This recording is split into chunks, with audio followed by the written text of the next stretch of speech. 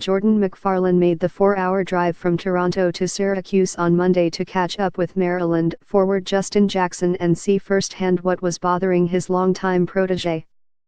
McFarland, who coached Jackson from the time he was about to enter the 4th grade through parts of his high school career, saw signs of a player struggling with both the physical and mental aspects of his game. "I think it's a confidence issue with him, knowing that it's okay to take more than 8 or 10 shots in a game," McFarland said in a telephone interview Thursday. "He's really trying to be a team player. He doesn't want to feel like he's stepping on anyone's toes. It's going to take him a little bit to adjust to it, but I think he'll be fine." In its first 3 seasons playing in the Big Ten, Maryland had never lost a conference opener going into Friday's game against Purdue. Starting with a double overtime win at Michigan State in 2014-15, the Terps were a combined 14-1 starting Big Ten play. They were also a combined 35-3 going into. In its first 3 seasons playing in the Big Ten, Maryland had never lost a conference opener going into Friday's game against Purdue. Starting with a double overtime win at Michigan State in 2014-15, the Terps were a combined 14-1 starting Big Ten play. They were also a combined 35-3 going into. After hitting his first 2 shots, including a 3-pointer, in the first 4 minutes against Syracuse, Jackson missed his 3rd attempt, also a 3-pointer, with a little under 5 minutes gone. Jackson then stopped looking for the basket the rest of the first half.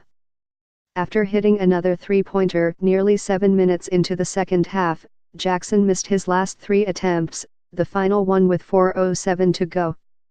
The rest of Jackson's game, he had 8 points, 6 rebounds, 5 assists and 4 turnovers. A 72-70 loss seemed to disappear down the stretch as well, with the outcome still in doubt. Maryland coach Mark Turgeon said he has done his best to help Jackson shake out of the early season shooting slump that continued with a 1-4-8 night in Friday's 80-75 home loss to Purdue in the Big Ten opener for both teams. "We're actually running more plays for him, a lot more for him than we did last year," Turgeon said Thursday. "It's been a unique 4 games from Jackson State on November 20. Justin is playing better. He's getting more confident.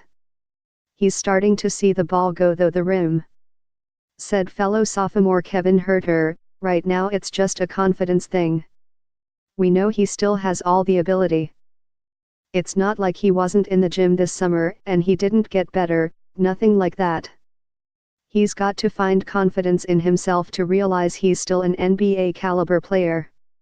Maryland coach Mark Turgeon lamented the fact that Purdue's offense seemed to be way ahead of his Terps going into Friday night's Big Ten opener at Xfinity Center. "It sounded like an excuse, but after the Boilermakers dismantled Maryland early and eventually held on for an 80-75 victory," Turgeon. Maryland coach Mark Turgeon lamented the fact that Purdue's offense seemed to be way ahead of his Terps going into Friday night's Big Ten opener at Xfinity Center.